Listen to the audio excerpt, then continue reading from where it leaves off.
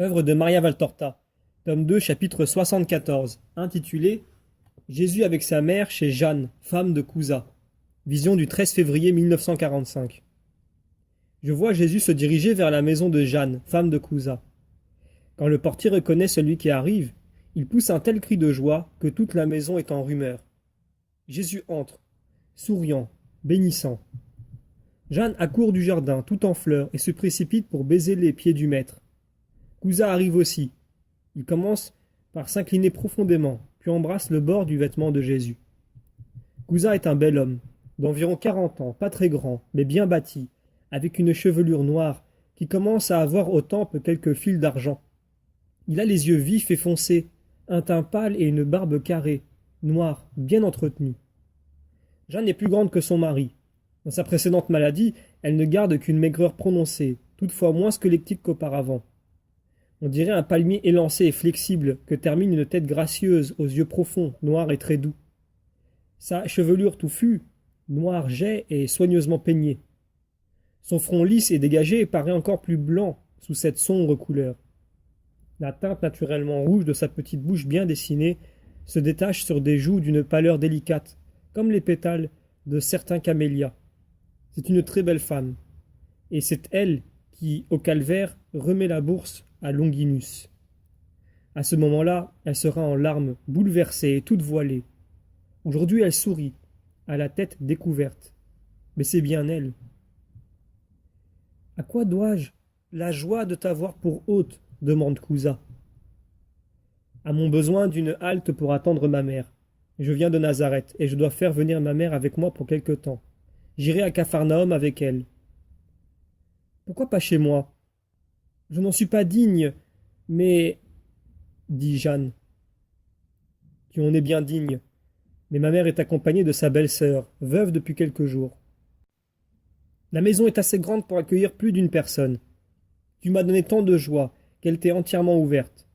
Ordonne, Seigneur, toi qui as éloigné la mort de cette demeure et lui as rendu ma rose fleurie et épanouie, dit Couza, pour appuyer la demande de sa femme.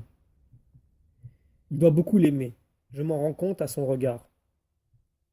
Je ne l'ordonne pas, mais j'accepte. Ma mère est fatiguée et a beaucoup souffert ces derniers temps. Elle craint pour moi et je veux lui montrer que certains m'aiment. Oh, alors amène-la ici. Je l'aimerai comme sa fille et sa servante, s'écrie Jeanne. Jésus accepte. Couza sort aussitôt pour donner des ordres en conséquence. La vision se dédouble. Jésus reste dans le splendide jardin de Couza, occupé à parler avec lui et sa femme. Pendant ce temps, je suis et vois l'arrivée du char confortable et rapide avec lequel Jonatas est allé chercher Marie à Nazareth.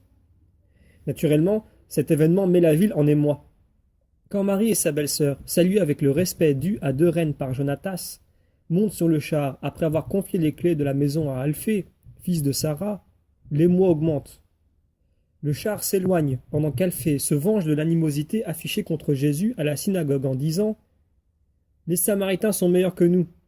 Vous voyez comment un serviteur d'Hérode respecte la mère de Jésus? Mais nous, j'ai honte d'être nazaréen. » Il se produit une véritable rixe entre les deux partis. Il y en a qui abandonnent le parti hostile pour aller vers Alphée et lui poser 1000 questions. « Mais certainement, répond Alphée, hôte de la maison du procurateur.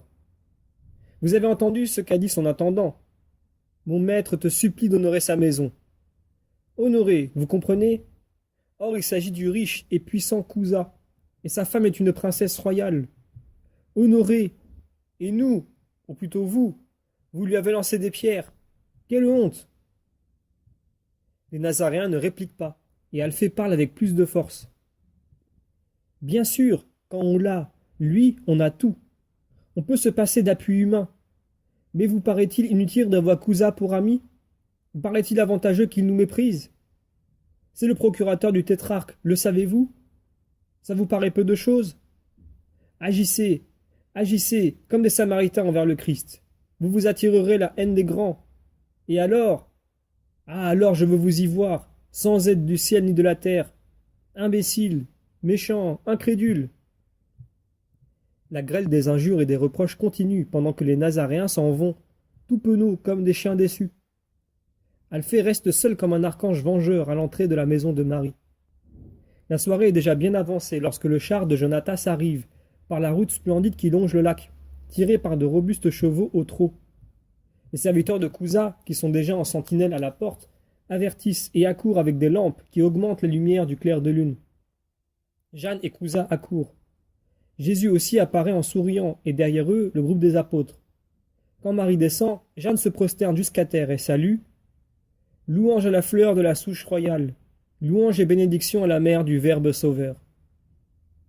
Cousa fait une inclination plus profonde que celle qu'il a jamais pu faire à la cour devant Hérode et dit « Béni soit cette heure qui te conduit vers moi.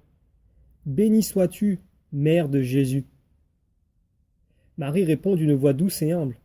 « Bénissons notre Sauveur et les hommes bons qui aiment mon Fils. » Ils entrent tous dans la maison, accueillis avec les plus grandes marques de respect. Jeanne tient Marie par la main et lui sourit en disant « Tu me permettras de te servir, n'est-ce pas ?»« Pas moi, lui. Serre-le et aime-le toujours, et tu m'auras déjà tout donné. Le monde ne l'aime pas, c'est ma souffrance. » « Je le sais. Pourquoi cette indifférence d'une partie du monde, pendant que d'autres donneraient leur vie pour lui ? Parce qu'il est signe de contradiction pour beaucoup, parce qu'il est le feu qui purifie le métal. L'or se purifie, les scories tombent au fond et on les jette. Cela me fut dit alors qu'il était encore tout petit, et jour après jour, la prophétie se réalise. Ne pleure pas, Marie. Nous l'aimerons et le défendrons, dit Jeanne pour la réconforter. Mais Marie continue à verser des larmes silencieuses que Jeanne est seule à voir dans le coin à demi obscur où elles sont assises. Tout prend fin.